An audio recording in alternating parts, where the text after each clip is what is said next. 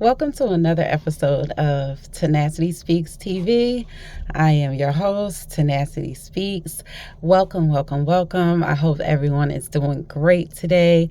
Thank you so much for tuning in and for checking out this video today. Today is going to be another story time. And today I'd like to discuss overcoming adversity in spite of. Overcoming adversity in spite of. And I'd like to just go ahead and get right into it. So, whether I think about my health journey or my personal life journey, I faced an overwhelming amount of adversity. And although many would describe me as being strong, the truth is, I rarely felt strong. Like, rarely.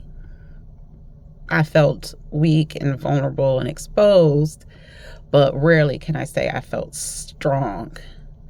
And for the majority of my life, I've had to live by the mantra, do it anyway, right? So it's like, yeah, I feel weak, but I have to do this anyway.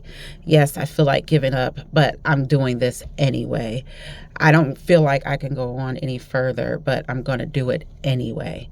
So that has been the mantra of my life. If I were to come up with one that sticks, or that would most best describe my scenarios, it would be do it anyway.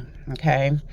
And I've had to often negotiate with my physical body and my mental self in order to accomplish just about everything from simple tasks like making and keeping a doctor's appointment to more complex things like facing my fears and specifically my fears of rejection and abandonment. So none of us get to coast through life without facing some forms of adversity, right? We all face it, and none of us are immune to it. But what sets us apart is how we choose to respond when we are faced with obstacles that seem insurmountable. And that key word right there is seem, right? Because things can appear and can seem to be, insurmountable and this great big thing, but that is not always, and most of the time, not the absolute truth, right?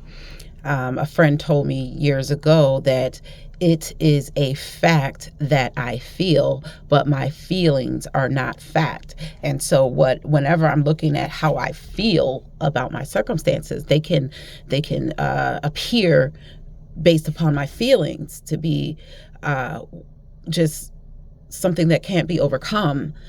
But that doesn't mean that is the absolute truth, that, these things cannot be overcome. And that we cannot learn how to, or I cannot learn how to go on in spite of. And so today I want to talk to you all about my childhood best friend.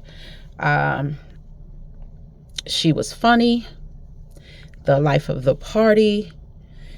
She was full of charisma, and she had the kind of personality that she brought others together. So people that ordinarily would not mix, we all found a way to get along in order to be in her presence and to be around her. She was someone that, she drew all different types of personalities to her, and just wherever she was center point in any group that we were in. And the two of us were inseparable, and we met in the 5th grade. Shortly after we met one another, her mother transitioned during the year of our 5th grade year. And when her mother transitioned, obviously, she was devastated. And oftentimes in class, she would just burst out crying. Sometimes because of the date, if it was mom's birthday or Mother's Day, And sometimes it would be just because she was grieving. And at 10 years old, most fifth graders are between 10 and 11. So at about 10 years old, I intuitively started supporting her through her grief. And what that looked like is I would pull her out of the classroom with the teacher's permission, of course. And, we would go and sit, and I would hold her, and I would console her, and I would comfort her as she cried, as she grieved. Sometimes we didn't exchange a single word between the two of us, and I was just there to uphold her and uplift her. And I want you all to know that there is no way I had the capacity to love and hold space for someone else's pain and grief at 10 years old, except by and through the grace of God. I could not have done that on my own at 10. And so me and my friend into our teenage years, we remained best friends. We showed up for each other in ways that surpassed our youth. We supported one another in ways that didn't make sense for how young we were. We really did. And one night in our sophomore year, after hanging out at the mall all day, we end up on this dark street, having just got off the bus from the mall. And, we're on this dark street. We think we're alone, but there is a person that we also went to school with, a classmate, on that street. And he approached us and said he had something for us. And he loaded a pow, okay, with two pows, one for her and one for me. And with a piercing flash, and in an instant, my best friend was gone from this world. And this wasn't and isn't simply adversity. This was devastation. How and why would I even want to go on? I had so much survivor's guilt, so much PTSD, that even the adults in my life looked at me with pity in their eyes and the look of resignation that I would be doomed as a complete and utter basket case for the rest of my life. And for a time, they were absolutely right. They were absolutely right. Yet, in the midst of such darkness and complete lack of understanding as to how and or why God would allow such cruelty to befall my friend and I, there was so much grace, you guys, so much grace. One of the first things that I did was pray for the grace to forgive the person who took my best friend from me. I'll never forget that night laying in my bed praying and asking God to help me to forgive. I was isolated. I was in a state that I am not from. I was in victim witness protection. Yet God provided emotional support by way of the woman who would go on to prosecute the person who took so much from this world when he pulled the trigger.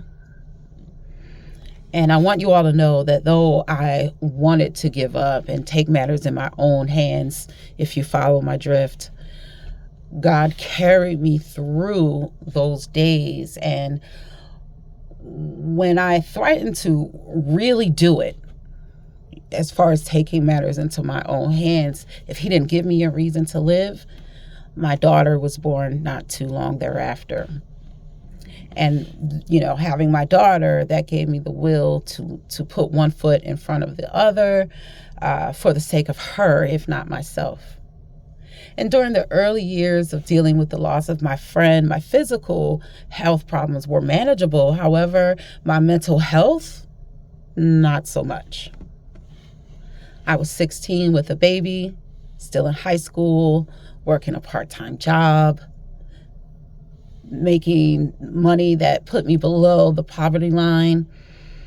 And during the first 2 years of my daughter's life, I don't know which of us cried more, her or I. But God always, always caused me to cry out to him. And I could see him working in my life, whether it was through getting me through a particularly bad day or providing a need for my daughter and I that I couldn't. My faith that he is for me and not against me, my faith that I was not forgotten and that he saw me, my faith that he would bring me through the storm was increased little by little with each adversity, each obstacle that he saw me through. And little did I know that I need the increase of faith for even more difficult challenges that lie ahead. But Tenacity Speaks TV watchers, those challenges that I would face ahead, that's for another story time. For now, I just want to say thank you, thank you, thank you. I hope that my story resonates with someone. I hope and pray that you are encouraged today. I pray that if you find, for those who find this video, that you find hope, not even so much in my story time, but find hope in God and who God is and what he can do in your life. And if he has done it for me, and he certainly has, then he can do it for you also. So if this video resonates with you, if you have experienced adversity and have overcome in spite of how you felt, I want to hear from you. I want to hear your stories. Drop a comment, like the video, share, and subscribe. Until the next time, Tenacity Speaks TV, have a wonderful day. Be blessed. Know that I love you. I suck at doing the heart. Yeah, I'm really going to have to practice that, you guys. I suck at it. I'll practice it and try to do better next time. Until next time, have a great day.